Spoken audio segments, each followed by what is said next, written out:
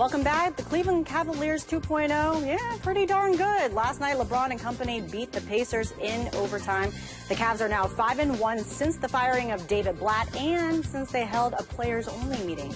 Here's LeBron and Tyronn after their big win last night. You know, we're the head of the snake, you know, myself and Kyrie and Kev.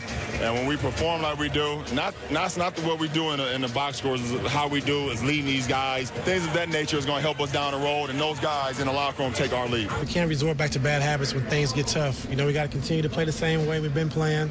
And they were looking at me to bail them out. And I know I'm not in a position this early in my career, but I wouldn't call a timeout. And I wouldn't even look at them. I'm like, y'all dug this hole and get out of it. So, you know, guys stuck together, and we continue to fight. When overtime, we won the game. All right, now that we've seen several games, what are your expectations, guys, for the Cavs in the postseason? George? My expectations are they're going to get to the NBA Finals, but the team's expectations needs to be to win the NBA Finals, because any team with LeBron needs to feel like they can win the championship. So we'll start there. I don't think they're better than the three best teams out west. I don't think they're better than Golden State by any stretch of the imagination. I think they have a slightly better chance against San Antonio, but I don't think they can beat them. And I think they have a slightly better chance than that to beat Oklahoma City, but I don't think they can beat a healthy Oklahoma City team either.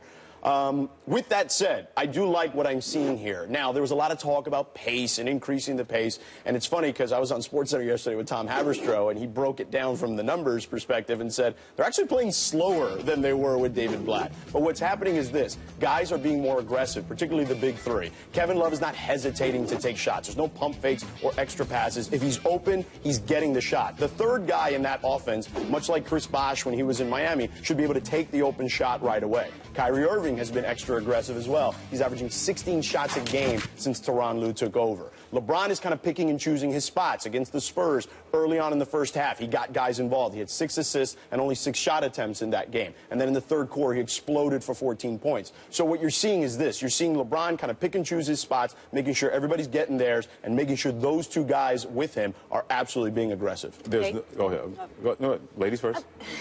I mean, my expectations for them haven't changed. It's just they don't seem as outlandish as they did when they, lost by whatever it was, 35 points at home. And those expectations are to get to the NBA Finals and take, whether it's the Golden State Warriors or the Spurs, to 6 or 7 games. I mean, I don't think any of us are going to sit here and say we expect the Cavs to win the NBA title, considering the level of basketball we're seeing out west. But I think when you talk about pace of play, possession-wise, it seems like they're slowing down, meaning like the actual pace of play is within each possession that it seems like they've sped up. It seems like there's more movement. Yeah. It seems like there's less just pounding the ball. It seems like they're actually creating a big three that builds off of one another instead of what we had seen for like a year plus from that big three, which is like they actually seem to be detracting from one another, leaving it with like a big like 1.5, because the whole point of that is to kind of build off one another and have 3 guys who make you seem bigger than you actually are and make your team seem better than they are. And that just wasn't happening with them. And now you can see with this subtle shift in pace of play within each possession that you've got like over the weekend, it was the first time that all 3 of those guys scored 20+ points.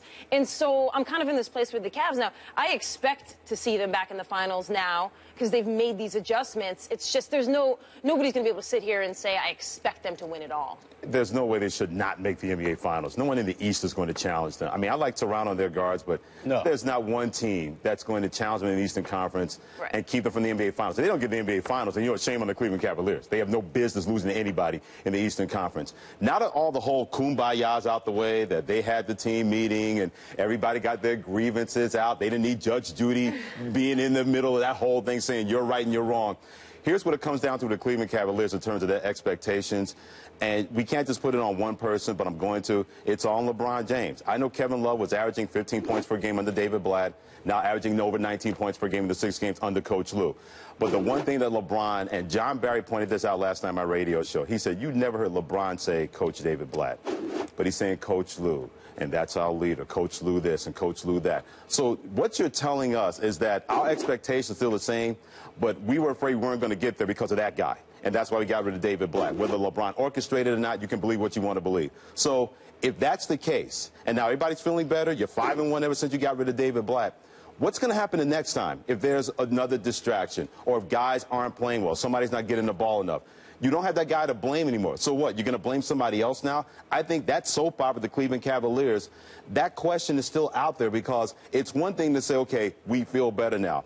There's always a honeymoon period, and the honeymoon's been great right now. The beach is wonderful, the Mai Tais are great, but at a certain point, you got to go back home. And are they going to revert to the kind of team that we saw under David Black? Are they going to revert back to that? That's why Tyronn Lue said that, look, guys, you got to figure this out. You can't revert back to those bad habits. But what if they do that in a crucial situation, and he can't keep them and can't police them from doing that? Then what, the Cleveland Cavaliers? I can't wait to see, because that's going to play out at a certain point. There's going to be some turbulence, whether it's late in the regular season or in the playoffs, where Tyronn Lue's going to say, hey, wait a minute. Y'all guys say y'all can figure this out. That's why y'all had that team meeting. Well, go out there and figure it out, and don't just look to me to try to be the head of the snake. Go out there and bite somebody and make that work for you. I think Freddie's right in the sense that the honeymoon is over, basically. That this is they've got to win here soon. And I know we don't expect them to win a title, but you have to expect a team with LeBron James, one of the greatest players of all time, to be able to win a championship. And I think that that's going to be the issue now moving forward, is if this thing doesn't get done this year, what's next? What kind of moves can they make to make this team better, whether it's now at the trade deadline in a couple of weeks or whether it's in the offseason? Because you don't fire a coach with the most winning record ever to be fired unless you think that's the one thing you can do that sort of takes this mental energy away from your team, as if that's what they're going to fall back on and blame, which is almost what it felt like. Certainly, there were some tweaks that needed to be made within the offense to get those big three playing together, but some of it felt like if from day one they always felt like he wasn't the guy, well, at least now you've taken away that as an excuse from them. And that seems like a key thing, that they had to be in that meeting and be like, this is on us now. Right. No, it's really on LeBron. Right. Because if things don't go well, they're not going to blame James Jones or J.R. Smith or Kevin Love or Kyrie Irving. It's going to go right over there to LeBron James, because he said he came back to Cleveland to finish the job that he left unfinished when he went to Miami. So if you come back to Cleveland and you're just making the Eastern Conference Finals and NBA Finals every year, that's not going to fly. Especially it's not going to fly for LeBron James, because that's not what he came back to Cleveland for. Well, so far they are doing quite well under Coach Lue. By the way, do you guys know where he's from, Coach Lue? Tyronn Lue? No. Mexico, Missouri. What is going on? I was born in Mexico, Missouri. Oh, That's really? the reason why. So there's the sign. There's the sign. Welcome to the home of Prince Siripapat, Mexico, Missouri. Who got the Tyronn Lue guy? It was my mom that actually brought it to my attention, because he was actually several years older than me. So I had gone on to Tampa at that point. But he's always going to like he's 10 years of age anyway. Coach Lue. He's going to get carded until he's 80. Anyways, all right, we're going to get back to some football talk. Johnny Football, the gift that keeps on giving and the trouble that just keeps on happening. Does Manziel deserve another shot in the NFL? We will discuss that.